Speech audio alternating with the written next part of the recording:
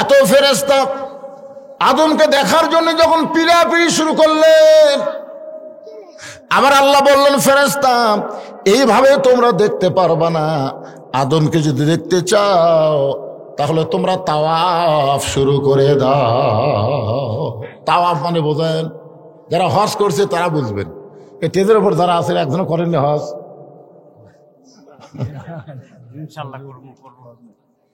জি আলহামদুলিল্লাহ। তো এখন এই যে মিজানুর রহমান আজহারি যেখানে যাচ্ছে সেখানে এই কিছু জায়গায় লালমোহনের আসছিল, আমাদের বগুড়া থেকে অনেক লোক গেছে। আমাকে একজন মোবাইল করে বললো, হুজুর কষ্ট করে যায় লাভ নেই। আমি বললাম কেন? বলে এত দূরে আমরা ছিলাম, দেখতে পারিনি। আমি বললাম কেন? যত মানুষ মিজানুর আজহারির কাছে দেখতে গেছে তার চাইতে বেশি মানুষ তো মক্কার যায়। তো একটা মানুষ আজ পর্যন্ত বললো না যে হুজুর এত টাকা পয়সা খরচ করে গেলাম, হুজুর মানুষের ভিড়ে কাবা ঘর দেখতে পারিনি, এ কথা কেউ কয়নি। তাহলে লক্ষ লক্ষ মানুষ যদি কাবা দেখে তাহলে মিজানুর আজহারি দেখতে পায় না কেন? দেখারও একটা নিয়ম আছে, দরকার আছে না নাই? দরকার আছে না নাই? সমস্ত ফেরেশতারা যখন পিড়াপিড়ি শুরু করলো, এমন সময় আল্লাহ বললেন তাওয়াফ করো। যখন পৃথিবীর কোনো কাবা ছিল না তখন ফেরেশতাদের কাবা আদম বাবা। যখন কোনো কাবা ছিল না ফেরেশতাদের কাবার নাম কি? আদম। আমাকে কে হয়? বাবা। তা আদম বাবা কইতে কি খাজনা লাগতেছে? যখন পৃথিবীর কোনো কাবা ছিল না তখন ফেরেশতাদের কাবার নাম কি? আদম। খালি আদম কোন করে? আদম বাবা কয় না? এটা কি দয়াল বাবা নাকি? তিনটা বাবা কবেন, তার মধ্যে একটা হলো আদি পিতা আদম আলাইহিস সালাম। একটু মনোযোগ দিয়ে শুনবেন ফেরেশতারা। আমি চা খাই না, টেজত খাই না ভাই, ঘরের মধ্যে খাই রে। হ্যাঁ টেজত আমি চা খাই না, এদের মধ্যে একটু গরম পানি আছে। হ্যাঁ কোনটা? এটাই খাই না, আপনার চা খান, আমি গরম খাই। হালাল করেন, আমাকে খাওয়া হালাল করেন। আসলে ওনারাও বিব্রতের মধ্যে পড়ে গেছেন, কি করবে কোন?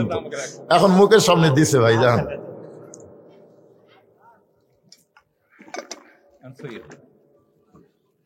একটু জিকির করেন লা ইলাহা। বাবা তোমরা একটু বসো, ময়নারা বসো বাবা, বসলে দেখবা মাহফিল সুন্দর হবে, দেখতে সুন্দর লাগবে, তোমাকেও মজা লাগবে ইনশাআল্লাহ। আগার লাগবে না, যা বসে বসুক বসুক, যখন একে ভরে যাবি তখন আগার করবো না, ভরেনি তো এখনো, জায়গা আছে, বসো। লা ইলাহা ইল্লাল্লাহ, লা ইলাহা ইল্লাল্লাহ, লা ইলাহা ইল্লাল্লাহু মুহাম্মাদুর রাসূলুল্লাহ সাল্লাল্লাহু আলাইহি ওয়াসাল্লাম। সমস্ত ফেরেশতা যখন আদম আলাইহিস সালামকে ঘুরে ঘুরে তাওয়াফ করতেছে, কি করতেছে? যে 7 পাক হচ্ছে, কয় পাক? 7 পাক। তখন আল্লাহ বললেন উসজুদু লি আদামা, শুধু আদমকে তাওয়াফ করলে হবে না, আদমকে সিজদা করো। সুবহানাল্লাহ। খান মানুষের দাম কম না বেশি? দেখছেন আদর করে মানুষ আল্লাহ বানায়া কেমনে দিবেন ক্ষতির মধ্যে ফেলিয়া। তারপর আল্লাহ বলতেছেন ইনসান আলাফি খুসর, নিশ্চয় মানুষ ক্ষতির ভিতর। সমস্ত ফেরেশতা আদম আলাইহিস সালামকে সিজদা দিল, কিন্তু ফেরেশতাদের মধ্যে একজন ছিল, কিন্তু সে ফেরেশতা না। আপনারা জানেন তো সে কে? শয়তান আগে হয়নি তো? শয়তান আগে হচ্ছে, তাই সিজদা না দেওয়ার পরে শয়তান হচ্ছে। আগের নাম ছিল আযাজিল। দেখেন নামগুলো দেখেন, আযাজিল, জিবরাইল, ইসরাফিল, মিকাইল। দেখছেন আযাজিল, সবগুলো মনে হয় একটা মিল আছে, আছে না নাই? শেষে একটা মিল আছে, কিন্তু ও সিজদা দিল না। আল্লাহ ডাকতে বলে রে ইবলিস। আযাজিল চমকে উঠছে, কে রে? আল্লাহ আযাজিল বাদ দেখো কি করে ডাকলো, এই শয়তান হয়ে গেল ইবলিস। সবাই আদমকে সিজদা দিল, তুই কেন দিলি না? ইবলিস বলতেছে আল্লাহ 6 লক্ষ বছর আপনাকে সিজদা করেছি, আর আপনাকে সিজদা করতে করতে আমার ঈমান এত পোক্ত হয়ে গেছে, আল্লাহ ছাড়া অন্য কাউকে সিজদা আমি দিব না। মানে সেজদা করতে করতে আমার ইমান এত পোক্ত হয়ে গেছে যে আল্লাহ ছাড়া কাউকে সেজদা দিব না। সঙ্গে সঙ্গে আল্লাহ বলেন বের হয়ে যাও আমার এরিয়ার ভিতর থেকে, আমার রহমতের এরিয়ার থেকে, হেদায়েতের এরিয়া থেকে তুই বের হয়ে যা। শয়তান বলে আল্লাহ আপনাকে 6 লক্ষ বছর সেজদা দিলাম আর আদমকে খালি একটা সেজদা দেইনি, তাতে আপনি এত গরম কেন? আমার মনের মধ্যে একটা প্রশ্ন জাগতেছে। আল্লাহ বলে কি প্রশ্ন? ইবলিস বলতেছে আপনি বড় না আদম বড়? আল্লাহ বলে এইরকম প্রশ্ন করার কারণ, বলে 6 লক্ষ বছর আপনাকে সেজদা দিলাম আর একটা সেজদা আদমকে দেইনি, যার জন্য কি আমার 6 লক্ষ বছরের সেজদা বাতিল। আল্লাহ ডাক দিলেন ইবলিস তাহলে শোনো, আমি আল্লাহ আদমকে এত ভালোবাসি, আমার নিজের চাইতেও অনেক বেশি। একটা সেজদা না দেওয়ার কারণে তোমার 6 লক্ষ বছরের সেজদা বাতিল করে দিয়েছি। লিল্লাহু আকবার। আপনার বুঝবার পারেননি, আল্লাহ বলতেছেন আমি আল্লাহ আদমকে এত ভালোবাসি আমার চাইতেও বেশি।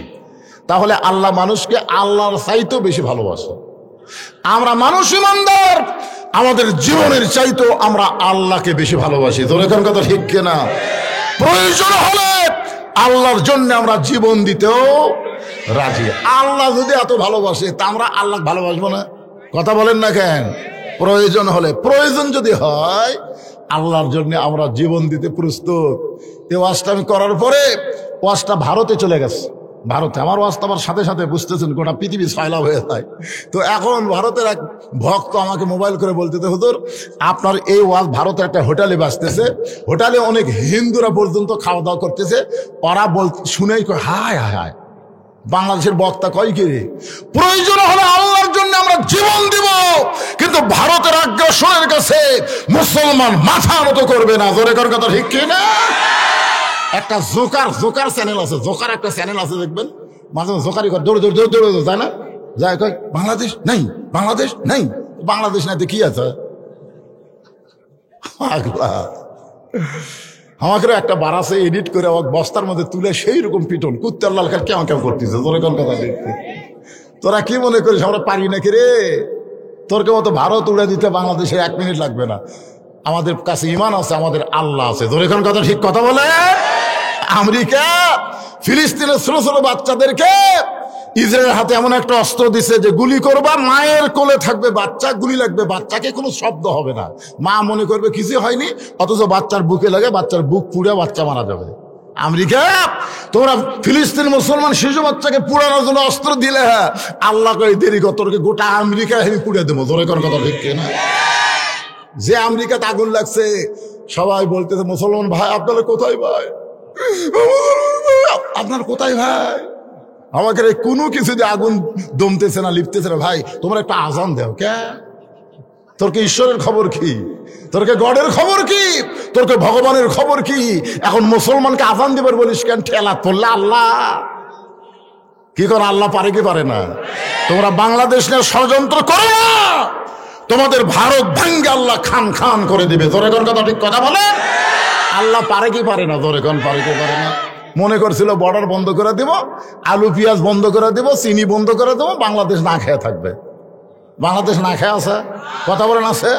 আল্লাহ কোরআনে বলেছেন ফালিয়াবুদু রাব্ব হাযাল বাইত আল্লাযী আত'আমাহুম মিন জু'ইন ওয়া আমানাহুম মিন খাউফ। তোমরা ওই ঘরের মালিকের গোলামি করো, তোমরা 5 ওয়াক্ত নামাজ পড়ো, সঙ্গে সঙ্গে তোমাদের 2টা পুরস্কার দেওয়া হবে। 1 নম্বর পুরস্কার হলো তোমাদের রিজিকের কোনো টেনশন করা লাগবে না।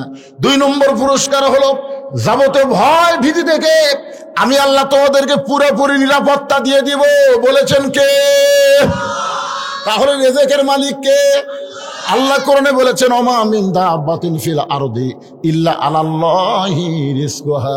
পৃথিবীতে এমন কোনো বিচরণশীল প্রাণী নাই যার রিজিকের ব্যবস্থা আল্লাহ করেনি।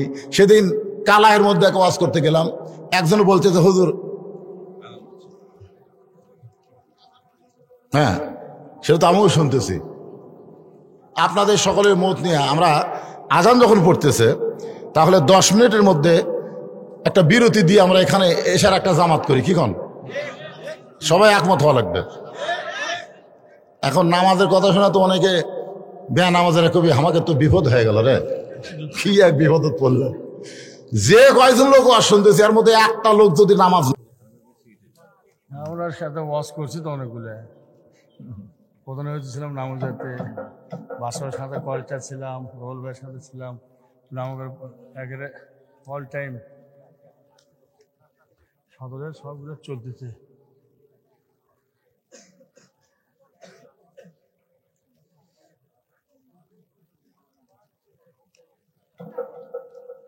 বাসায় কটা দিকে আসবে রাজু? 8টায় এসব করে। হ্যাঁ, এসব করে এসে নামাজ পড়ে আসবে। আপনি কি আরো আছে নাকি বাস? হয় আছে দেখে তো কটার দিক লাস্ট? 9:30 হাজার শীতের দেয় লিখবে, তাহলে তো আপনি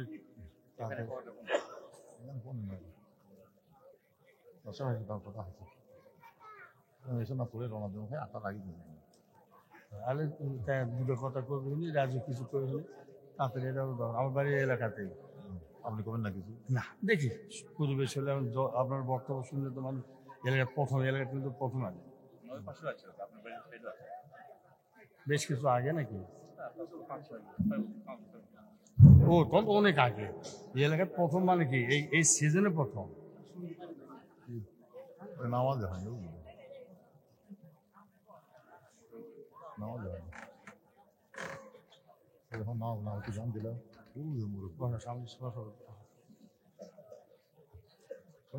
দেওয়া লাগবে না। আমি সুবিধা হুজুরের গলা চললে সব ভাঙে চলে আসবে। না অপেক্ষা করবো নামাজ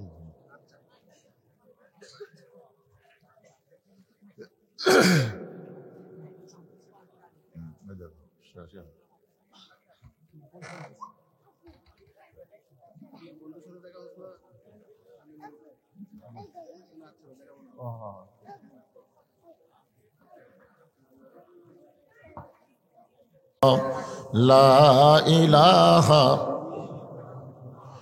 পাহাড় পর্বত নদ নদী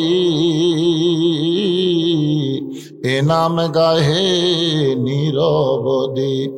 পাহাড় পর্বত নদ নদী এ নাম গাহে নিরবধি। আমার আল্লাহ নামের এতই মধু, আল্লাহ নামের এতই জাদু, লুকিয়ে রাখছেন হে আল্লাহ জোরে লা ইলাহা ইল্লাল্লাহ। সকলে মহব্বতে আল্লাহর জিকির করতে কোনো অলসতা নাই। লা ইলাহা ইল্লাল্লাহ, লা ইলাহা ইল্লাল্লাহ, লা ইলাহা ইল্লাল্লাহ মুহাম্মাদুর রাসূলুল্লাহ সাল্লাল্লাহু আলাইহি ওয়াসাল্লাম। আল্লাহ তাআলা আদম আলাইহিস সালামকে তৈরি করার সঙ্গে সঙ্গে দুনিয়াতে প্রেরণ করে নাই, অথচ আল্লাহ কোরআনে বলেছেন ওয়াইয ক্বালা রাব্বুকা লিল মালাইকাতি ইন্নী জাইলুন ফিল আরদি খলিফা। ফেরেশতাদের সামনে এই মাইকের সাউন্ড ভিতরে নাই, খালি বাইরে হচ্ছে। ভিতরে দেন, ভিতরে সাউন্ড লাগবে না, গম গম করতেছে। এই সাউন্ড বক্স আছে তো, সাউন্ড বক্স মাইকালা ভাই কোথায়? এই ভিতরে একটু সাউন্ড দেন, সাউন্ড বক্স একটু সাউন্ড দেন, দুই দিকে দুইটা সাউন্ড বক্স একটু সাউন্ড দেন, আস্তে আস্তে দেন, আর ইকো টিকো বন্ধ করে দেন। আল্লাহ ফেরেশতাদের বলেছিলেন আমি দুনিয়াতে মানুষ না খলিফা প্রেরণ করব। কি প্রেরণ করবে? খলিফা। এখন আমি এখানে ইনসান শব্দ নিয়ে আপনাদের সামনে তাফসির করতেছি। ইনসান মানুষ। তো আল্লাহ তাআলা একজন মানুষকে তৈরি করে জান্নাতের মধ্যে রাখলেন। কয়জন মানুষ? আর সেই মানুষটা কি? পুরুষ মানুষ। আদম কি মানুষ? পুরুষ মানুষ। হ্যাঁ, সেজদা কিন্তু মেয়ে মানুষকে দেয়নি ফেরেশতারা, সেজদা দিয়েছে মরদ মানুষকে। জোরে কর কি মানুষকে? হ্যাঁ, এটা খেয়াল করা লাগবে। এখন যদি বাংলাদেশে কেউ বলে নারী পুরুষ সমান অধিকার, নারী পুরুষ সমান অধিকার যদি থাকতো তাহলে দুইটারে একসঙ্গে তৈরি করে সেজদা দিয়ে নিত। নিছে? আল্লাহ শুধু আদম আলাইহিস সালামকে তৈরি করে ফেরেশতা দিয়ে সেজদা করে বলেছেন আর রিজালু কাওয়ামুনা আলান নিসা, পুরুষেরা নারীদের উপরে থাকবে। এ কথা কার? সবাই বলেন। আপনার কি আমার কথা শুনতে পাচ্ছেন? শুনতে পাচ্ছেন? তাহলে হাও করা লাগবে তো। কথা কি আমার না আল্লাহর? কি বলা হচ্ছে? আর রেজালু কাওয়ামুনা আলান নিসা, এখানে রেজাল মানে পুরুষ, নেসা মানে নারী। তাহলে পুরুষ থাকবে নারীদের উপরে। এ কথা কার?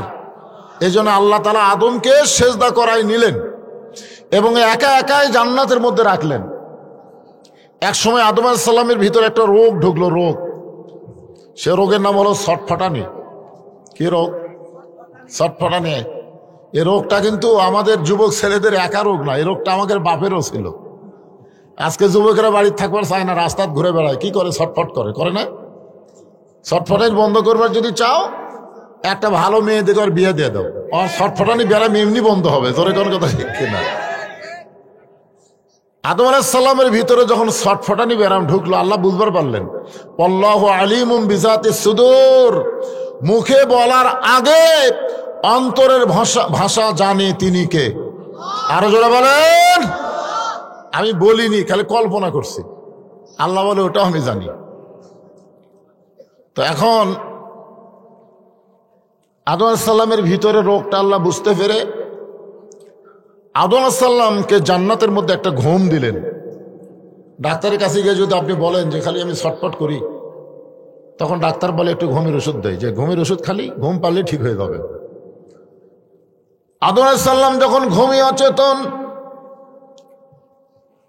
আল্লাহ চিন্তা করে দেখলেন চেতন পাওয়ার পরে আবার এই ব্যারাম শুরু হবে। চিরস্তরে এই ব্যারাম দূর করার জন্য একটা ট্যাবলেট লাগবে। কি লাগবে? সেই ট্যাবলেট আদম আলাইহিস সালামের দেহের বাম পাঁজরের বাঁকা হাড় দিয়া আল্লাহ সৃষ্টি করলেন।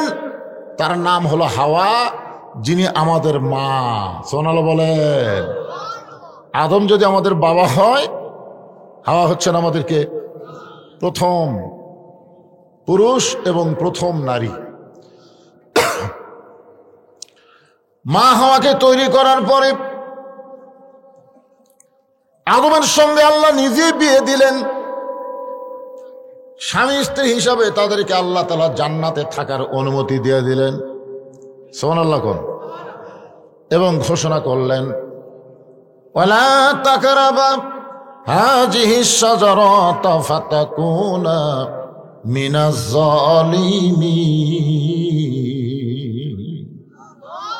কোটি কোটি অসংখ্য গাছ জান্নাতের ভিতর আছে, কিন্তু ওই গাছের কাছে যায়ও না, ওই গাছের কাছে যায়ও না। সব গাছের কাছে যাও, কোনো সমস্যা নাই, কিন্তু ওই একটা গাছের কাছে যাইতে আল্লাহ নিষেধ করলেন।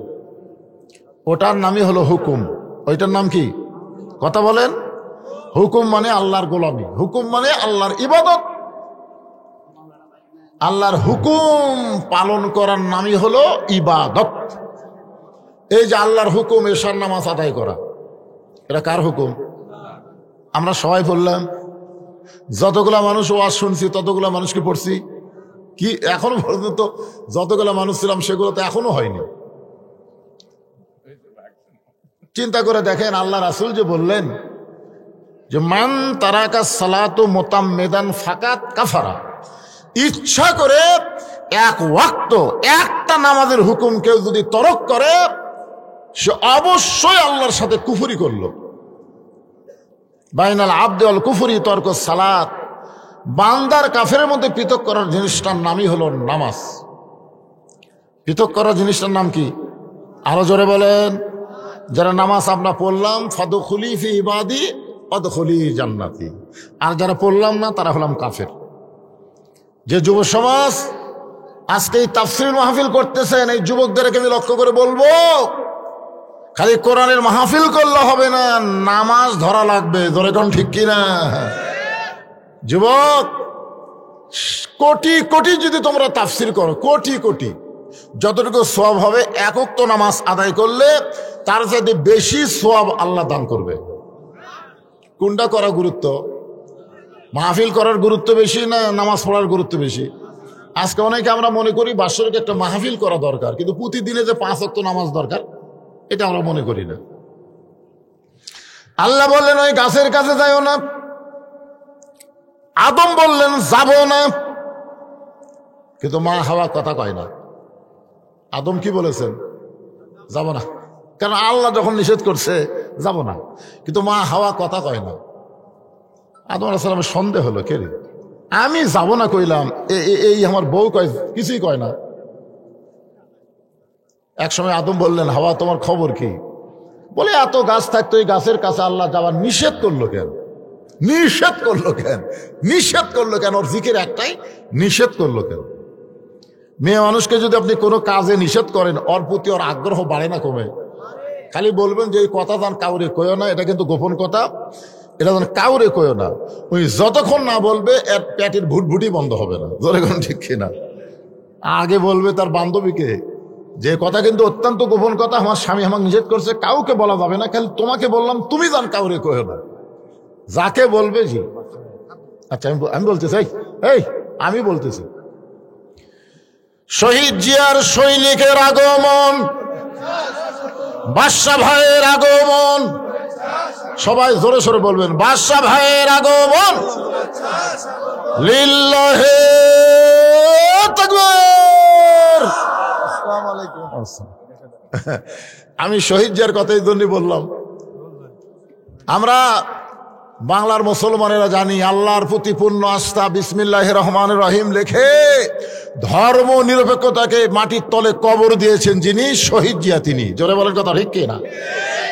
আর তার আমল কত সুন্দর। আমি তখন মোস্তাফিয়ার ছাত্র ছিলাম, তখন মোস্তাফিয়ার প্রিন্সিপাল ছিল আল্লামা নজিবুল্লাহ। এখন আল্লাহ ওনাকে জান্নাতবাসী করেছেন। আমরা ওনাকে জিজ্ঞাসা করতেছিলাম যে হুজুর শহীদ জিয়া সম্পর্কে আপনার মতামত কি? উনি এক বাক্যে বললেন, হজরত উমর ফারুককে আমরা দেখিনি, কিন্তু শহীদ জিয়ার ভিতরে হজরত উমরের প্রতিচ্ছবি আমরা দেখতে পাই। সুবহানাল্লাহ বলতেই পশা লাগে। সেই শহীদ জিয়ার সৈনিক আমার ভাই আমার পাশে এসে বসেছেন, অন্তত 10টা মিনিট একটু কথা বলি ভাই, না কি করেন? লোকগুলো একটু জুমাইলে আমার বহু লোক ছিল ভাই, কিন্তু মাঝখানে নামাজ দিয়ে বেয়া নামাজের আউট হয়ে গেছে। আমার প্রিয় লোক, সবাই জানে আমার, হ্যাঁ তাই না? বলেন জি বলেন। এই সাইড দিয়ে একটু চাপে বসো বাবা, ময়নারা বসো, যারা আসতেছে যারা বসো চান্স পায়, হ্যাঁ বসো। ক্যামেরা বাজে কি এক সমস্যা রে। লা ইলাহা, জোরে জোরে, লা ইলাহা ইল্লাল্লাহ, লা ইলাহা, লা ইলাহা ইল্লাল্লাহু মুহাম্মাদুর রাসূলুল্লাহ। সকলে বলি সাল্লাল্লাহু আলাইহি ওয়াসাল্লাম। তাহলে কি বলতেছি মনে আছে না ভুলে গেছেন? মেয়ে মানুষকে নিষেধ করলে তার প্রতি আকর্ষণ বাড়ে না কমে? আকর্ষণ যখন হাওয়ার বেড়ে গেছে, মাঝে মধ্যে গাছের দিকে তাকায়, মাঝে মধ্যে গাছের দিকে কি করে যায় না, খালি তাকায়। কে নিষেধ করলো কেন? ইবলিস কিন্তু আশেপাশে ঘুরতেছে, ইবলিস দেখতেছে আদমকে আমি সেজদা না করার কারণে আল্লাহ আমাকে শয়তান বানিয়ে দিছে, কিন্তু আদমের কাছে তো আমি যাবার পারবো না, যাবো হাওয়ার কাছে। জোরে কান কার কাছে? আপনার ঘটনা সবাই জানেন যে প্রথম ময়ূর পাখির আকৃতি নিয়ে শয়তান জান্নাতের মধ্যে ঢুকে হাওয়াকে প্ররোচনা দিল যে এই গাছের ফল খাইলে কিয়ামত পর্যন্ত আল্লাহ তোমাদেরকে জান্নাত থেকে বের করে দিবে না। মেয়ে মানুষকে যা বলে আর কি, স্টার জলসা জি বাংলার মতন শয়তান যা বলছে তাই শুনিছে। জোরে কর কথা ঠিক কিনা? আপনি যত বড়ই বক্তা হন, যত বড়ই কথা বলেন, আজও বাংলাদেশে আমাদের মা বোনদেরকে ভারতের জি বাংলার স্টার জলসা থেকে আমরা ফিরাবার পারতেছি না। জোরে কর কথা ঠিক কিনা? আসলে ইবলিসের গান আর স্টার জলসা জি বাংলা একই। ও মায়ের, আপনারা জানেন 400 বছর পুরাতন বাবরি মসজিদ ভাঙ্গা ভারত ওই জায়গায় রাম মন্দির বানাছে। আপনারা বলেন তো মন্দির বানানোর জায়গা কি ভারতে নাই? কথা কোন আছে না নাই? কিন্তু মসজিদ ভাঙ্গা ওই জায়গায় মন্দির বানানোর কারণ হলো ভারত মুসলমানের কলিজার মধ্যে হাত দিল। বাংলাদেশে যারা নামাজ পড়ে না তারপরেও তারা আল্লাহর ঘরকে তারা জীবন দিয়ে ভালোবাসে। জোরে কর কথা ঠিক কিনা? আজকে আপনাদের এই মধ্যবড়ার মসজিদ যদি কোনো হিন্দুরা ভাঙবার আসে, দেখবেন নামাজের চাইতে নামাজেরা কিন্তু আগে দৌড় মারবে। নামাজেরা বলবে ধৈর্য ধরো, ওরা ভেঙ্গে থেকে যাবি, আমার আর একটা করে দেবো। কিন্তু বেনামাজি কই নামাজ পড়ে পারি না, আজকে জীবন দেবো। জোরে কার কথা ঠিক না ভাইজান? এই জন্য বাংলাদেশে কেউ যদি নামাজ না পড়ে, দোষ কিন্তু বাপের হবে, দোষ মায়ের হবে, দোষ কিন্তু বক্তার হবে। যারা পড়ে না তাদের দোষ আগে আল্লাহ দিবে না। কারণ আল্লাহ কোরআনে বলেছেন, কো আনফুসাকুম ওয়া আহলিকুম নার, জাহান্নামের আগুন থেকে বাঁচতে চাইলে তুমি একলা মৌলবি বাঁচলে হবে না, আহাল পরিবার সবাইকে নিয়ে বাঁচা লাগবে। হুকুম কার? গন্ধম ফল খাইছেন। এক সময় শয়তানের প্রতারণায় পড়ে মা হওয়া গন্ধম ফল খাইছেন। খাওয়ার পরে শয়তান বলতেছে, তুমি একলা খেলে তো হবে না, কেউ খাওয়ান লাগবে। আদমকে যখন খাওয়াইলেন, যেভাবেই হোক, আমরা তাফসীরের মধ্যে দেখছি গন্ধম আকারে খাওয়ার পারে নাই, এটা শরবত বানায় খাওয়াইছে। তো যখন মা হওয়া মুচকি মুচকি হাসতেছে, তখন আদম বলে, হাসো কেন? বলে, হাসার কারণ হলো ফল যেটা খাওয়াতে পারিনি ওটা শরবত করে খাওয়াইছে। সঙ্গে সঙ্গে আদম আলাইহিস সালাম এই ডান হাতটা মুখের মধ্যে ঢুকাই দিলেন, এই কবজা পর্যন্ত মুখে ঢুকাই দিলেন। এক সময় রক্ত বমি করলো। তোর এখন কি বমি? আল্লাহ বলেন, বাইরে হয়ে যাও, জান্নাত থেকে বের হয়ে যাও। আদম বলতেছে, আল্লাহ আপনি আমাকে জান্নাত থেকে বের হবার বলতেছেন, আপনি তো সবই জানেন, এই গন্ধম ফলকে আমি খাসি? আল্লাহ বলে, না। আমি কি জানিয়া খাসি? আল্লাহ কয়, না। খাওয়ার পরে কি আমি হজম করছি? আল্লাহ কয়, না। তাহলে আমার দোষ কোন জায়গা? তা আল্লাহ বলতেছে, আদম হাওয়া তোমার কে হয়? তা আদম বলতেছে, আল্লাহ হাওয়া আমার বউ হয়। আবার আল্লাহ বলতেছে, হাওয়া তোমার কে হয়? আদম বলে, আমার বউ হয়। আল্লাহ বলে, হাওয়া তোমার কে হয়? আদম কয়, আল্লাহ একই কথা বারবার কও কেন? হাওয়া আমার বউ হয়। আল্লাহ বলে, আদম তিনবার বললাম হাওয়া তোমার কে হয়, প্রত্যেকবারই বলেছো বউ হয়। তো তোমার বউ কি করবে? তুমি স্বামী হিসাবে খেয়াল করবা না? তোমার বউ যে গন্ধম গাছের কাছে গেল, তুমি খেয়াল করবা না? তোমার বউ যে গন্ধম ফল পাড়া খেলো, তুমি কি দেখবা না? তোমার বউ যে গন্ধম শরবত করলো, তুমি দেখবা না? বিয়ে করবা তুমি, আর খেয়াল করবো আমি। তা আজকে আমাদের বউগুলোর দিকে আমাদের খেয়াল করার দরকার আছে না নাই? জোরে কোন আছে না নাই? আপনার বউ আপনার বাপকে কেমন ভালোবাসে, আর বইয়ের বাপকে কেমন ভালোবাসে, আপনার ভাইকে কেমন ভালোবাসে আর বইয়ের ভাইকে কেমন ভালোবাসে, আপনার বোনকে কেমন ভালোবাসে, বইয়ের বোনকে কেমন ভালোবাসে, আপনার দেখার দরকার আছে না নাই? জোরে কোন আছে না নাই? অধিকাংশ মরদ মানুষ মেয়ে মানুষের কাছে ক্ষতিগ্রস্ত হবে, যার কারণে আল্লাহ বললেন, ইন্নাল ইনসান লাফি খুসর, নিশ্চয় মানুষগুলো ক্ষতির ভিতরে। এখন আপনি স্বামী হইয়া নারীদের দিকে খেয়াল করার দরকার আছে না নাই? যদি খেয়াল করতে পারেন, জান্নাত থেকে আল্লাহ আমাদেরকে বের করে দিয়েছে, আবার ওই জান্নাতের মধ্যে আল্লাহ আমাদেরকে ঢুকাবেন। এক সময় আদমকে আল্লাহ বলল, আদম আমি তোমাকে বের করে দিতাম না, কিন্তু একটা অকাম হয়ে গেছে, ওই গাছের ফল খালি যেভাবেই হোক খালি পেশাব পায়খানা হবে। জোরে কোন কি হবে? পেশাব পায়খানা। যেহেতু আমি তো জান্নাতে পেশাব পায়খানা তৈরি করিনি, জান্নাতে তো তোমাকে যে পেশাব পায়খানা লাগবে সেটা তো নাই, তাহলে তোমরা কোন জায়গাত করবা? তো পেশাব পায়খানার একটা জায়গা আছে, তার নাম হলো দুনিয়া। তাহলে দুনিয়া কিসের জায়গা? কথা কয় না রে পাগলারা, কথা কয় না। দুনিয়া হলো পেশাব পায়খানার জায়গা। দুনিয়াতে যায় পেশাব পায়খানা করতে কত সময় লাগে? চলতে পথে 2 দিন থামিলাম, যাবার কালে একজনারও দেখা না পাইলাম। ও আমার সাদের মালা যায় রে ছিঁড়ে, রইব না আর বেশি দিন তোদের মাজারে। গান আছে না নাই? আখিরাতের তুলনায় দুনিয়ার সময় হলো মাত্র 2 দিন। এই 2 দিনের দুনিয়াতে এসে আমরা কত রংবাজি করতেছি, কত রংবাজি। হায় হায়, এমন বিল্ডিং তৈরি করতেছি, এমন বাড়ি তৈরি করতেছি, এমন প্রসাদ তৈরি করতেছি, এমন গেট করতেছি, এমন পার্ক বানাচ্ছি, মনে হয় আইসি রে, আমি আর যাবো না রে, এরকম অবস্থা কিনা বলেন? আপনার বলেন তো, আমরা কি রিটার্ন টিকিট কাটিনি? ওই হাসিনার আমলে যে বেগম মমতাজ একটা গান গাইছে, রিটার্ন টিকিট, ওই গানটা আমার খুব ভালো লাগছে। রিটার্ন টিকিট, আমরা যারা এসেছি একটা টিকিট কাটছি, খালাকাল মাউতা ওয়াল হায়াতা, এখানে আসার সাথে সাথে আমাদের মৃত্যুর টিকিট আছে না নাই? জোরে কোন আছে না নাই? দুনিয়াতে আসলে মরতেই হবে। আল্লাহ বলতেছেন, এই ক্ষতি থেকে তোমরা যদি বাঁচতে চাও, ইল্লাল্লাযীনা আমানু ওয়া আমিলুস সালিহাতি ওয়া তাওয়াসাউ বিল হাক্কি ওয়া তাওয়াসাউ বিস সবর।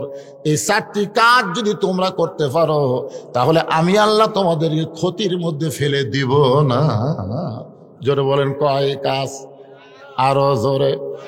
এই 4টা আমল করলে আল্লাহ আমাদেরকে ক্ষতির মধ্যে ফেলাবে না। এই 4টা কাজের ওয়াজকে আপনারা শুনতে চান? চান? কারা কারা শুনবেন? আল্লাহকে একটু হাত দেখেন তো দেখে। যারা শুনবেন তারা একটু হাত তোলেন তো ভাই। আমার বাদশা ভাই মাকতুম ভাই হাত তুলতেছে না, এত চলে যাবে। বুঝিছে ভাই, আর বুঝিছে রে, মাশাআল্লাহ। তো আমার ভাইজানের এসেছে, তাদের শুভেচ্ছা বক্তব্য, কারণ সব এলাকারই মানুষ, লম্বা চড়া বক্তব্য না দিয়ে শুভেচ্ছা বক্তব্য দিয়ে কয়টা আজকে দাওয়াত আছে আল্লাহ ভালো জানে। কালকে আমাদের সাবেক এমপি বর্তমান ভবিষ্যৎ এমপি হবে ইনশাল্লাহ। চেহারাও যেমন সুন্দর, ব্যবহারও সুন্দর। মোশাররফ হোসেন ভাই উনি বললো আজকে আমার 7টা মাহফিল। আমি বললাম আমরা আপনাকে সাথে পারতেছি না ভাই, আমার হলো 2টা, আপনার হলো 7টা। আমার কয় হুজুর আপনারা খালি নেন আর আমরা খালি দিচ্ছি। এমন এক ডোজ মারছে। এই বললাম ভাই কত, সব মিলে 2 থানা মিলে 500টা মাহফিলের ওনাকে দাওয়াত দিবে। তো 500 মাহফিল, উনি 7টা জাহান্নাম হারাম করার জন্য প্রত্যেক মাহফিলে কমপক্ষে 7,000 করে টাকা দেয়। আর 500 হিসাব করেন, অবস্থা কি হবে? মাশাআল্লাহ, হাসিনা পলে গেছে আর ভাইদের উপর গজব দিয়ে গেছে। কারণ আগে ওয়াজই হয়নি, তো একটা ওয়াজ করবার গেলে 14 টাকা যাওয়া লাগছে, দরকার কথা ঠিক না? কিন্তু পলানোর পরে হাইরে ওয়াজের অবস্থা ভাই দেখেন। এটি বসে থাকেন, ভাই যখন ভাষণ দিবে আর একটা মাইকের ওয়াজ শোনা দেবেন, খালি ঘন ঘন কলেরা লাগিয়েছে, ওয়াজের কলেরা। তো যাক, আল্লাহ যেন এই পরিবেশটা আগামীতে বহাল রাখে। এমন নেতৃত্ব, এমন যোগ্যতা সম্পন্ন নেতা আমাদের বাংলাদেশে চাই। আল্লাহ যেন কবুল করে, জোরে কোন আমিন। আমি আবার এখান থেকে আলোচনা শুরু করবো আমার ভাইরা বক্তব্য দেওয়ার পর। একটু দাও আমাকে তারপর কই যাবে? জোড়া আমাদের জোড়া সেটা তো অনেক দূর। ওই যে ইসে না আশেকপুরের মতো না, ওই রুবে নিতাম।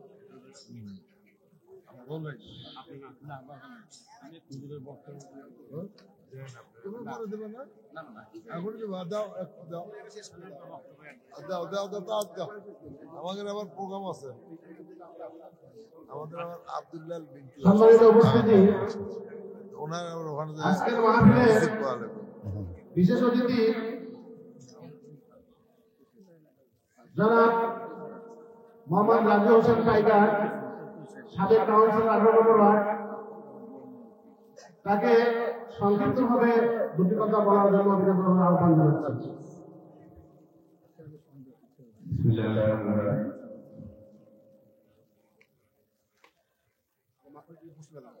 এই হুজুরের চা ফা খিলাও তোমরা, চা খান না?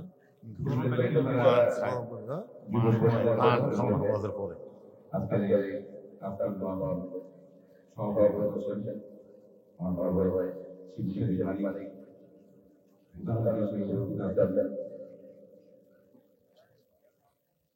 আমাদের সকলের প্রিয় ব্যক্তিত্ব বগুড়া জেলা বিএনপির সভাপতি এবং বগুড়া পৌরসভার সাবেক মেয়র জনাব মোহাম্মদ রেজাউল করিম বাদশাহ, আরো উপস্থিত আছেন বগুড়া সদর থানা বিএনপির সভাপতি জনাব মাকতুম আহমদ খান রুবেল এবং সাধারণ সম্পাদক অ্যাডভোকেট সৈয়দ জহুর আলম সহ আমার মঞ্চে উপস্থিত জনপ্রতিনিধি নেতৃবৃন্দ এবং আমার সামনে উপস্থিত এলাকার ভাইয়েরা এবং পর্দারের মাহবুবের সকলের প্রতি আমার আসসালামু আলাইকুম।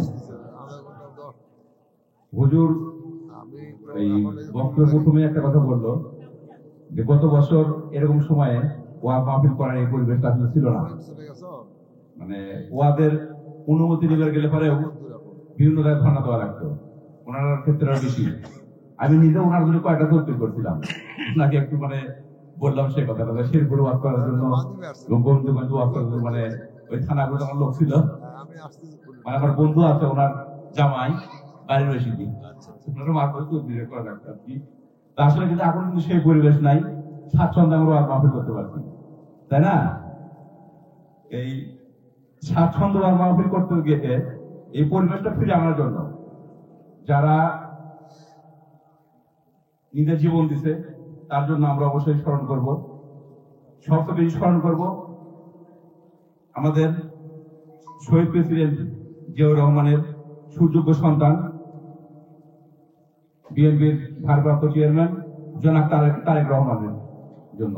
তার কারণ উনি শুধু লন্ডন থেকে কিন্তু এই আন্দোলন যে পরিবেশ তৈরি করা, মানুষের গাইড দেওয়া, যে পরিবেশটা তৈরি করে, যার জন্য আমরা আজকে এখানে স্বাচ্ছন্দ্য বসে থেকে ওয়াজ করতে পারছি, ওয়াজ করতে পারছেন হুজুরেরা, এবং আর যাই হোক রাতে নিজের বাসায় ঘুমাতে পারতেছি না, না অনেক নেত্রীর মধ্যে কিন্তু মাসের পর মাস, বছরের পর বছর কিন্তু নিজের বাসায় ঘুমাতে পারে না। তার জন্য আমরা অবশ্যই দোয়া করবো। আর আমাদের নেত্রী, দেশ নেত্রী বেগম খালেদা জিয়া, উনি চিকিৎসার জন্য বাইরে আছেন, চিকিৎসা চলছে, তার জন্য দোয়া করবো। পাশাপাশি আরো দোয়া করবো তার কনিষ্ঠ সন্তান আরাফাত রহমান কোকো, যিনি সদ্য প্রয়াত, মহান আমাদের ফেরদৌস দান করেন। আর আমাদের মঞ্চে থেকে উপস্থিত আমাদের বাচ্চা ভাই, ওনার জন্য দোয়া করবেন। তার কারণ উনি যদি জায়গা মতো অধিষ্ঠিত হন, তাহলে শুধু মানে ফুলবাড়ি না, সারা বগুড়ার উন্নয়ন সম্ভব। উদাহরণস্বরূপ আমাদের ফুলবাড়ি থেকে দেখতে পাচ্ছেন যে উনি বগুড়া পৌরসভার দায়িত্ব হওয়ার পরে কিন্তু ফুলবাড়ি থেকে পাল্টে গেছে না, অনেকটা, অনেক মানুষের কিন্তু পাল্টে গেছে। আজকে এই ওয়ার্ড মাহফিল হওয়ার কথা ছিল আপনার ঈদগাহ মাঠে, তাই না? কিন্তু ঈদগাহ মাঠে কিন্তু হচ্ছে কি, ঈদগাহ মাঠে না ওই উন্নয়নমূলক কাজ হওয়ার কারণে এখানে করা লাগছে, তাই না? এই যে কাজের যে শুরু, মাটি কাটা হচ্ছে না, ওনার অবদানটাও কিন্তু এই আমাদের মেয়র রেজওয়ানুল বাদশা, উনি প্রথমে যে টাকাটা দিচ্ছেন আমাকে, আমি একদিন তাকে হাতে সঙ্গে বললাম যে ভাই মাঠে কিন্তু কাজ করতে হবে, কিছু টাকা পয়সা ভালো মাঠের টাকা নাই ইয়ে থেকে দেওয়া যায়, পৌরসভা থেকে বা 20 লাখ টাকা দেওয়া যায়, 15-20 লাখ টাকা কাজ হবে না, রাস্তা কলেজ রেডি করো, এটা টিআই দিয়ে দিব। উনি যে টাকাটা দিল, টাকা দিয়ে কিন্তু মাঠের কাজের প্রথম শুরু করা হয়েছে কিন্তু। তো আপনারা তার জন্য দোয়া করবেন। এবং আজকেও সকালবেলা তাকে বললাম যে ভাই মাঠের জন্য জেলা পরিষদের দরখাস্ত করতে হবে, বলে করো, অসুবিধা নেই, আমি তাকে সুপারিশ করে দেবো, অসুবিধা নেই। আর উনি সুপারিশ করে দেওয়া মানে কিন্তু মাঠে কিন্তু অবশ্যই ভালো একটা বেনিফিট আমরা পাবো ইনশাআল্লাহ। তবে আমি আপনাদের কাছে অনুরোধ করবো, মাঠের বিষয়ে অনেক কনফিউশন করেন যে মাঠে এই সময় কাজ করা, কিন্তু এখন যে কাজটা আমরা করছি, এই কাজটা যদি এই সময় করতে না পারি, এক গাড়ি মাটি যে খরচ করতেছে আমাদের মাত্র 550 টাকা, কারণ মাটি আমরা ফ্রি পাচ্ছি, তাই এই সময় করা কি ঠিক নাকি ঠিক বলেন? তাহলে আমি আপনাদের কাছে বিনয়ের সাথে অনুরোধ করছি যে কেউ মনোক্ষণ হয় না, খুব তাড়াতাড়ি মাঠের পরিবেশটা সুন্দর পরিবেশ হবে, মিনার তৈরি হবে, আপনার প্রাচীর করবো, গেটটা সামনে থেকে নিয়ে আসবো, বাউন্ডারি দেবো। দেখবেন যে এখন যে আমরা কাজটা করবো, বিগত আগামী 15 বছর মধ্যে সেটা করতে হবে না। সবাই সহকারে মানে আমাদের সবাই সহযোগিতা করবেন এবং দোয়া করবেন যেন সবাই সহযোগিতায় কাজটা আমরা করতে পারি। আবার সবাইকে সালাম জানিয়ে এবং সবাই সুস্বাস্থ্য দীর্ঘ কামনা করে আমি কথা বলা শেষ করছি। সবাই আমাদের জন্য দোয়া করবেন। আসসালামু আলাইকুম।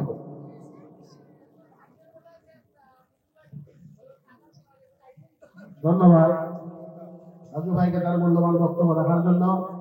এই পর্যায়ে সংক্ষিপ্ত ভাবে সময়ের দিকে একটু লক্ষ্য রাখবেন, বক্তাদেরকে বলতেছি সময়ের দিকে একটু লক্ষ্য রাখবেন, যেহেতু মাহফিলে কোরআনের আলোচনা হচ্ছে, কোরআনকে বন্ধ রাখিয়া আপনাদের সম্মানার্থে আলোচনার সুযোগ দেওয়া হয়েছে, একটু সময়ের দিকে লক্ষ্য রাখবেন।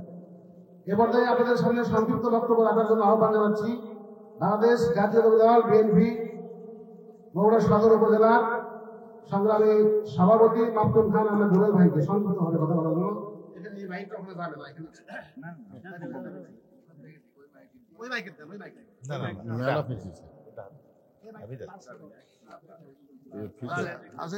মনে করেন না তারটা ছোট তো, তারটা ছোট হয়ে জন্য মেলা বসে নাই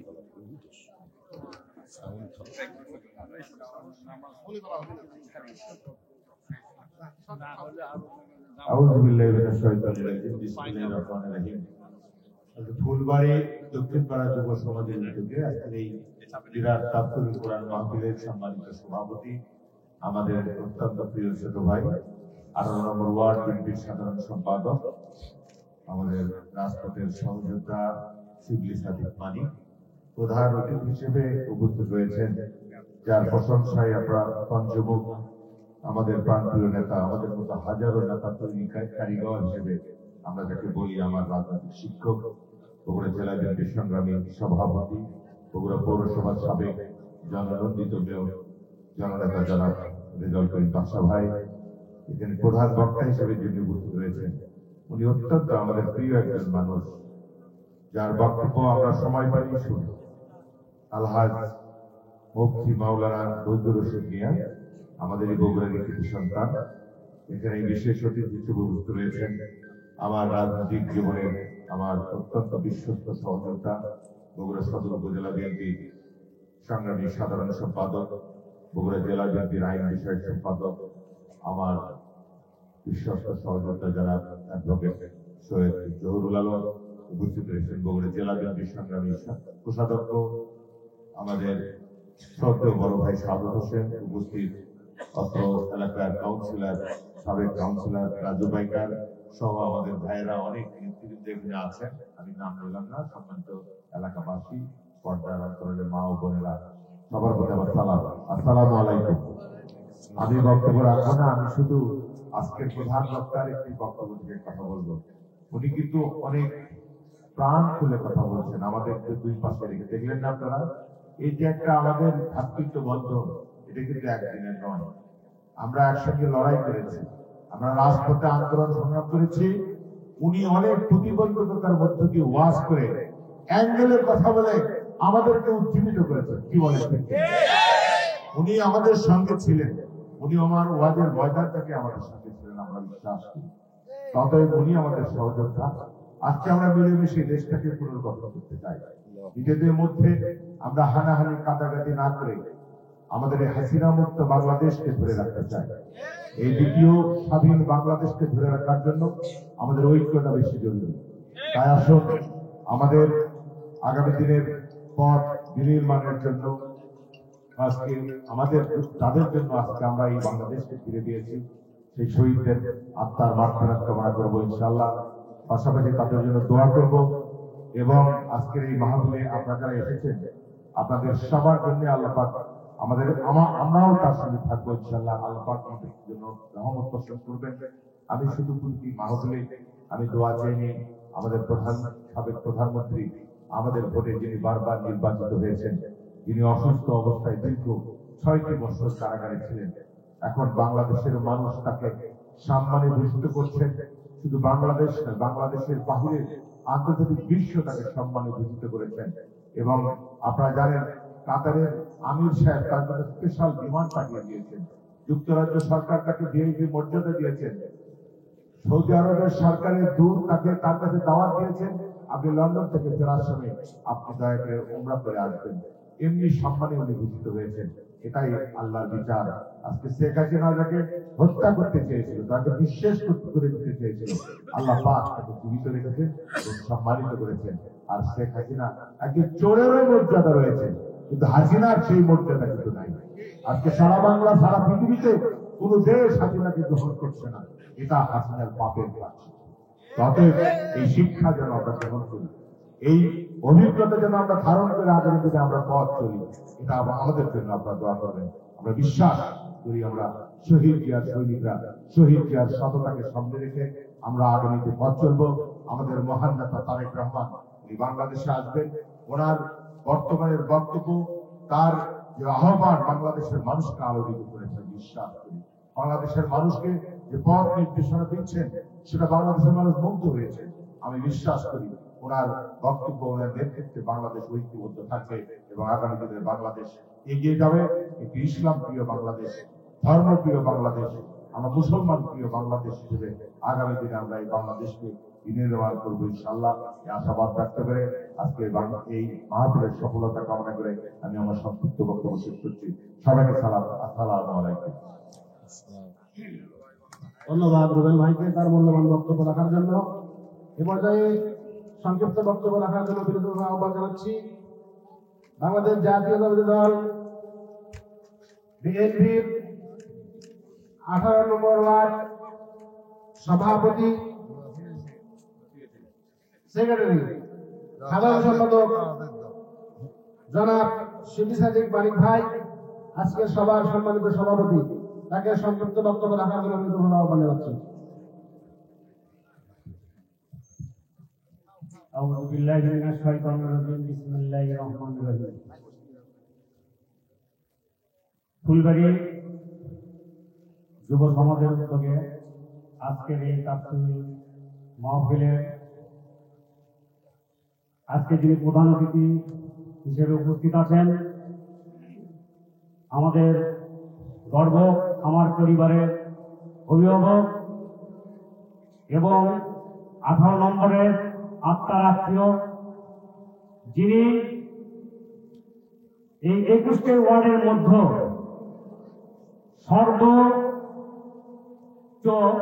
সর্বোচ্চ বরাদ্দ এই ফুলবাড়ি 18 নম্বর ওয়ার্ডে দিয়েছেন। তাই আমি 18 নম্বর ওয়ার্ড বিএনপির পক্ষ থেকে তাকে শুভেচ্ছা অভিনন্দন জানাচ্ছি। বিএনপির সফল সভাপতি এবং সাবেক মেয়র রেজাউল করিম বাদশা ভাই উপস্থিত আছেন।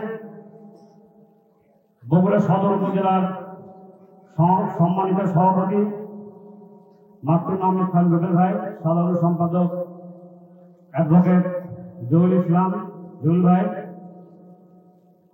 প্রধান বক্তা হিসেবে উপস্থিত আছেন অত্যন্ত জনপ্রিয় একজন বক্তা, যিনি এই ফ্যাসিস্ট সরকারের রোশনালে পড়ে অনেক সময় বক্তব্য ওয়াজ মাহফিল সে কম করতে পারে নাই।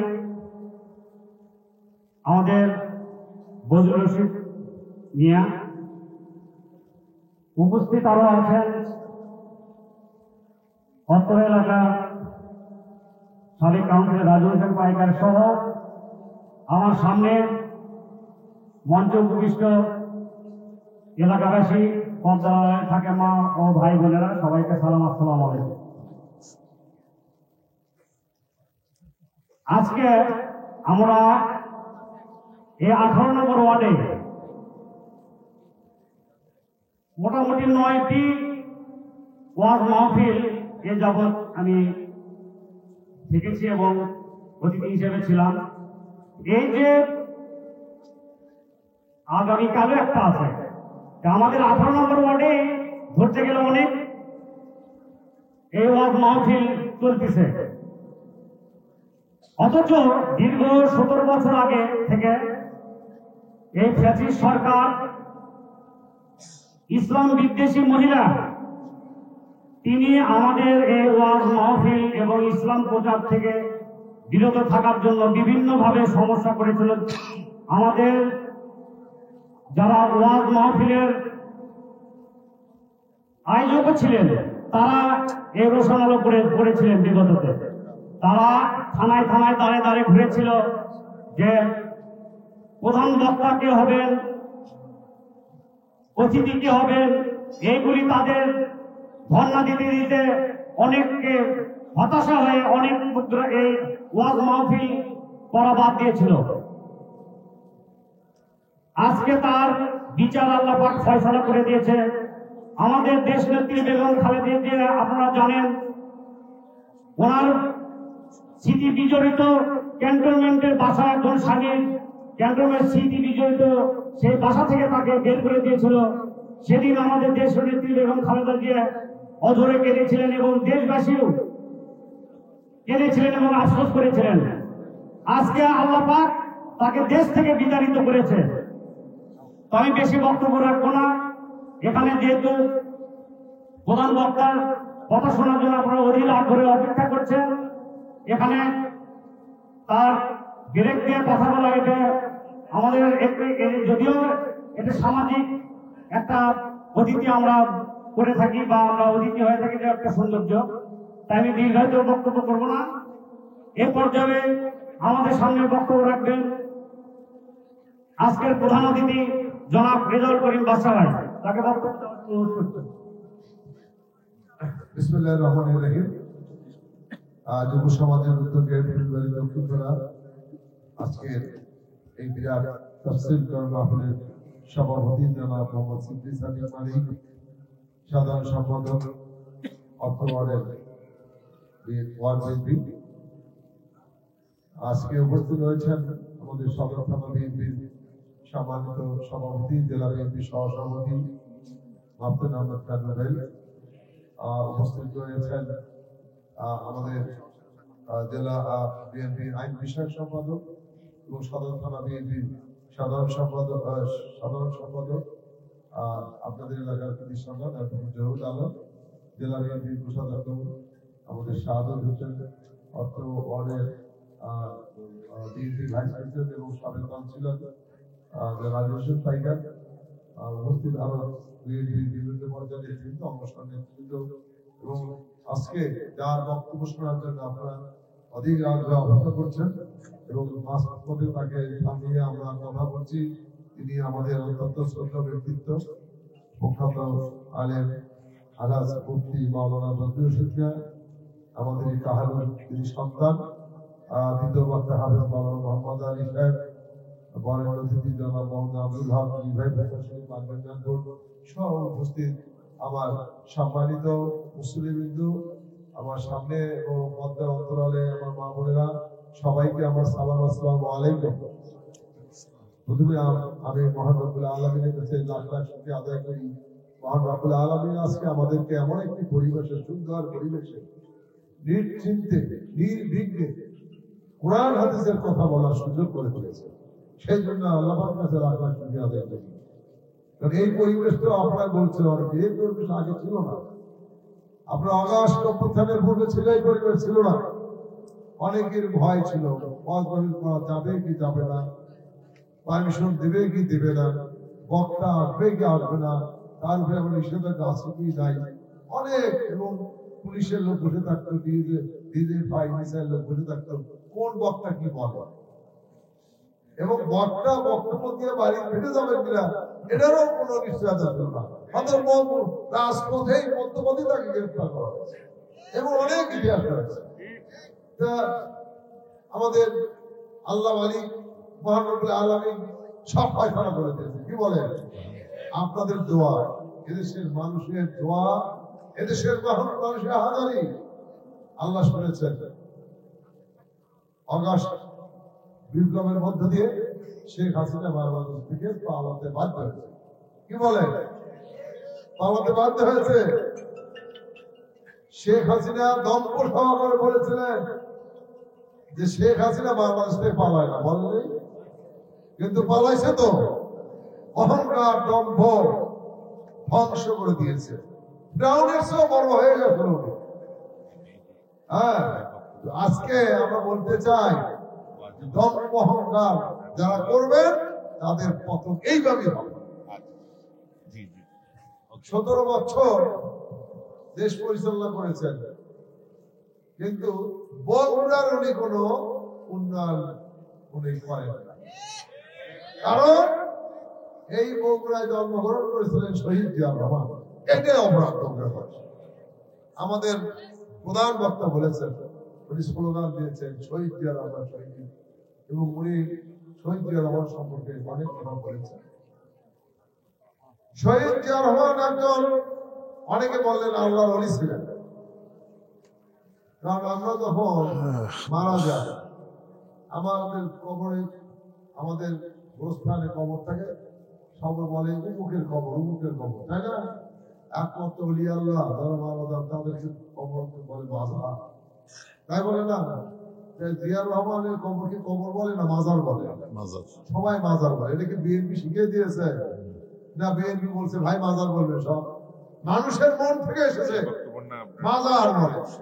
আর শেখ হাসিনার চিন্তা কি, সকালে শুরু করতে হবে, ঘুমানোর আগ পর্যন্ত পিতার নাম জব্দ করে করেই ঘুমাতে হবে, জিকির করতে হবে। স্কুলে যান ওই একই জিকির, ব্যবসায় যান একই জিকির, অফিসে যাবেন একই জিকির, জিকির করতে করতে এমন অবস্থা হয়েছে তার মাথার উপরে দেখেন কি করেছে, অনেকে কি করেছে এই দেখেন, হ্যাঁ, এমন অপমানিত হয়েছে। তো বেশি করলে যা হয় তাই হয়েছে। আমরা বলতে চাই, প্রিয় ভাইয়ের আমার, এই বগুড়াতে 16 বছরে কোনো উন্নয়ন করে নাই। আমি মেয়র ছিলাম, আমার বরাদ্দ 1 বছরে 65 লাখ টাকা। বলেন 1 বছরে 65 লাখ টাকা। আমার 21টা ওয়ার্ড ভাগ করে তো 1 বছরে কয় টাকা পড়ে? এই 3 লাখ টাকা দিয়ে কি হবে? আমি একটা রাস্তা দিয়েছি 1.5 কোটি টাকা। এই যে আপনাদের একটা রাস্তা দিলে নতুন কাজ হচ্ছে 1.5 কোটি টাকা। আমার তো হিসাবে এই প্রায় 5 কোটি টাকার কাজ আপনার এই 18 নম্বর ওয়ার্ডে হয়েছে।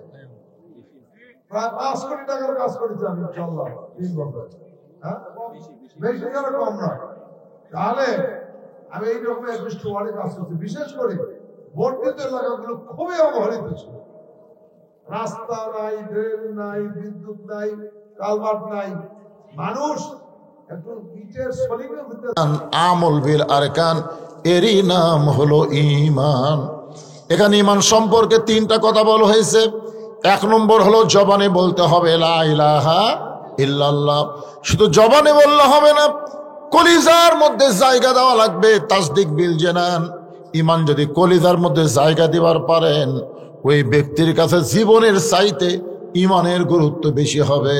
আমরা কোনোদিনও বলবো না যে জীবন বাঁচান ফরজ, আমরা সবসময় বলবো ঈমান বাঁচান ফরজ। আপনারা বলেন তো কোনটা বাঁচান ফরজ?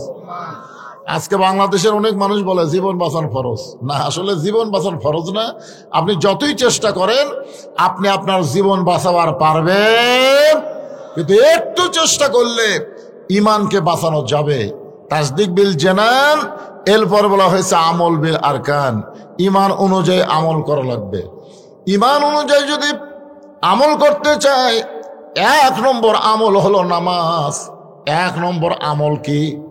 জোরে বলেন। নবুয়তের 10ম বৎসরে আল্লাহ তাআলা লাইলাতুল মিরাজ করে নবীকে 5 ওয়াক্ত নামাজ দিয়েছিলেন। এরপরও নবী 3 বছর মক্কায় ছিলেন, নামাজ কায়েম করতে পারেন নাই। আল্লাহ নবী বলে, আল্লাহ কোরআনে যত জায়গায় আপনি বলেছেন আকিমুস সালাত, শুরুতেই দেখেন আল্লাযীনা ইউমিনুনা বিল গায়বি ওয়া ইয়াকিমুনাস সালাত, নামাজ কায়েমের কথা বলেছেন। কিন্তু নামাজ তো কায়েম করা যাচ্ছে না, চুপি চুপি ভয়ে ভয়ে আমরা নামাজ আদায় করতেছি। আল্লাহ বলেন, হাবিব নামাজ কায়েম করতে গেলে যে পরিবেশ লাগবে সেই পরিবেশ বর্তমানে মক্কায় নাই। পরিবেশ তৈরির জন্য প্রয়োজন হলে আপনাকে হিজরত করা লাগবে। আল্লাহ নবী হিজরত করে মদিনায় গেলেন। মদিনায় যাওয়ার পর নবী শুধু নবী ছিলেন না, নবী একসময় নেতা হয়ে গেলেন, নবী রাষ্ট্রপতি হয়ে গেলেন। আল্লাহ পাক বললেন, আল্লাযীনা ইম্মাক্কান্নাহুম ফিল আরদ, মুসলমানের মধ্যে কাউকে যখন ক্ষমতা দেওয়া হবে, ক্ষমতার চেয়ার পাওয়ার পরে তার 1 নম্বর দায়িত্ব হলো নামাজ কায়েম করা। জোরে বলেন, কি কায়েম করা? নামাজ কায়েম করা। আজকে আমাদের বাংলাদেশে মসজিদ আছে, মুসল্লি নাই। বহু মসজিদ তৈরি করেছে সাবেক প্রধানমন্ত্রী হাসিনা, যদিও বিদেশের টাকায় তৈরি করেছে, কিন্তু তারা কিন্তু নাম কুড়াইছে, নাম দিয়েছে মডেল মসজিদ। জোরে কোন কি মসজিদ? আপনার দেখবেন মসজিদ আছে এত সুন্দর, কিন্তু মুসল্লি নাই। মুসল্লি করতে গেলে মসজিদ তৈরি করার আগে নামাজ কায়েমের আন্দোলন করা লাগবে। আর নামাজ কায়েমের আন্দোলন করতে গেলে মানুষের আইন দেওয়া চলবে না, একমাত্র আল্লাহর কোরআনের আইন লাগবে। ধরে বলেন ঠিক কি না? একমাত্র আল্লাহর কোরআনের আইন ছাড়া নামাজ কায়েম হবে না। মেয়েদের জন্য নেক আমল হচ্ছে পর্দা। আজকে আমরা যতই ওয়াজ করি, যুবতী অবস্থায় পর্দার গুরুত্ব না বুঝলে বুড়ি অবস্থায় ঠিকই করে। কে দাদি বোরকা পরছেন? কে মরা লাগবে ভাই? তো মরার জন্য বোরকা? বোরকা হচ্ছে নিজের ইজ্জত আবরুকে ঢাকার জন্যে। জনগণ যখন তাকায় থাকে তখন বোরকা পরে না, আর যখন কেউ দেখে না তখন বোরকা পরে ঘুরে বেড়ায়। এটা পর্দা না, এটা পর্দার সাথে ফাজলামি করা। আপনার 50 বছর আমের গাছের গোড়াত কেউ বেড়া দেয়? যদি দেয়, আপনি যদি বলেন বেড়া কেন দিচ্ছ ভাই, বলে গরু ছাগল যদি খায়। আরে পাগলা, গরু ছাগলের গাছের দিকে ঘৃণা করি তাকাবে না। বেড়া যদি দিবার চাও, ওই যে লখলকা পাতা বার আছে, ওই ছোট গাছে বেড়া দাও। আমি মা বোনদের জন্য বলবো, মা আমরা যতই ওয়াজ করি আমাদের ওয়াজ দিয়ে পর্দা হবে না। আল্লাহর কোরআনের আইন, পর্দার বিধান বাংলাদেশে চালু করতে গেলে কোরআনের পক্ষে আমাদের থাকা লাগবে। ধরে কোন কথা ঠিক কিনা? তাহলে পুরুষের জন্য 1 নম্বর নেক আমল হচ্ছে নামাজ, নারীদের জন্য 1 নম্বর নেক আমল হলো পর্দা। এই সূরা আসরের মধ্যে বলা হচ্ছে ওয়াতাওয়াসাউ বিল হক, হক কথা বলতে হবে, হক পথে চলতে হবে। হক কথা বলবে গেলে সব লোক বাধা দিবে না, সব লোক কিন্তু বাধা দিবে না। জি, সব লোক বাধা দিবে? 3 শ্রেণীর মানুষ কিয়ামত পর্যন্ত বাধা দিবে। রাসূলের হাদিসে বলা হয়েছে। কয় শ্রেণীর? আমার আঙ্গুলের দিকে তাকান। কয় শ্রেণীর? 3 শ্রেণীর মানুষ কিয়ামত পর্যন্ত হক কথা বলতে বাধা দেবে। এক শ্রেণীর হলো রাষ্ট্রীয় শক্তি, যারা আবু জেহেলের ভাবে অন্যায়ভাবে মানুষের আইন দিয়ে রাষ্ট্র পরিচালনা করবে। এরা কোনোদিনও চাবে না যে আল্লাহর কোরআন বিজয় হোক। জোরে কান কথা ঠিক কি না? আর 2 নম্বর হলো পুঁজিপতি, শতকরা 2.5 টাকা জাকাত দেওয়া লাগবে। আল্লাহর নিয়ম হলো শতকরা 2.5 টাকা কি দেওয়া? জাকাত দেওয়া। আমরা গরিব মানুষ মনে করি 100 টাকা 2.5 টাকা, 1000 টাকা 25 টাকা, 1 লাখ টাকা 2.5 টাকা, 1 কোটি টাকা 2.5 লাখ টাকা, 100 কোটি টাকাতে 2.5 কোটি টাকা। বাংলাদেশে অনেক পুঁজিপতি আছে যাদের হাজার হাজার কোটি টাকা আছে। জোরে কর কথা ঠিক কিনা? তাহলে হাজার হাজার কোটি টাকা থাকলে আর কত কোটি টাকা জাকাত দেওয়া লাগবে? হিসাব করে মাথা ঘোরেন। এত কোটি টাকা আমি জাকাত দেব? দরকার হলে কোরআনের বিরুদ্ধে আইন কর্ম, কিন্তু সুদ ভিত্তিক অর্থনীতি চলবে, জাকাত ভিত্তিক অর্থনীতি বন্ধ করা লাগবে। এই পুঁজিপতিরা কোরআন বিজয়ে বাধা দিবে। জোরে কোন কথা ঠিক কিনা? আর 3 নম্বর হলো ধর্ম নিয়ে যারা ব্যবসা করে। আমাদের বাংলাদেশে কিছু ধর্ম ব্যবসা আছে না নাই? এই এখন শুরু হয়ে গেছে, ট্রাকে ট্রাকে গরু যাচ্ছে, ট্রাকে ট্রাকে গরু। কোথায় যাচ্ছে? বাবার দরবারে। বাবার দরবারে গরু যায় কেন? তোর বাপ মা নাই? আছে তো, বাড়ির বুড়া বুড়ি আছে, বাড়ির বুড়া বুড়ি আছে, আর এই বাবার দরবারে গরু নিয়ে যাচ্ছে। আমার দয়াল বাবার দরবারেতে কেউ ফিরে না খালি হাতে। এরকম আছে না নাই? কথা এখন আছে না নাই? এরা কোনোদিনও চাবে না যে কোরআন বিজয়ী হোক, কারণ কোরআন বিজয়ী হলে বাবার বাজার ভাঙ্গা যাবে। ধরে কোন কথা ঠিক না? তাহলে সর্বসাকল্যে কয় দল? 3 দল মানুষ কিয়ামত পর্যন্ত বাধা দেবে। ওয়াতাওয়াসাউ বিল হক, আপনি হক কথা বলবার গেলি। এখানে একটা স্লিপ দেওয়া হয়েছে যে হুজুর হাজীপাড়া বাইতুল মুমিন জামে মসজিদের উন্নতি কল্পে মাহফিল।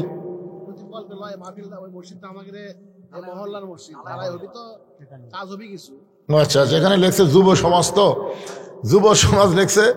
এখন এনার একটা ভালো কাজ করার জন্য বলছে যে হুজুর আপনি একটু জনগণকে বলবেন, ভিতরে একটু গামছা যাবে, ব্যাগ যাবে, যদি কেউ পারে তাহলে আল্লাহর হস্তে একটু প্রাণ খুলে যদি দান করে। তো ছেলেরা কি ব্যাগলে রেডি আছো তোমরা? রেডি থাকলে ভিতরে নামো, ভিতরে নামো। আজকে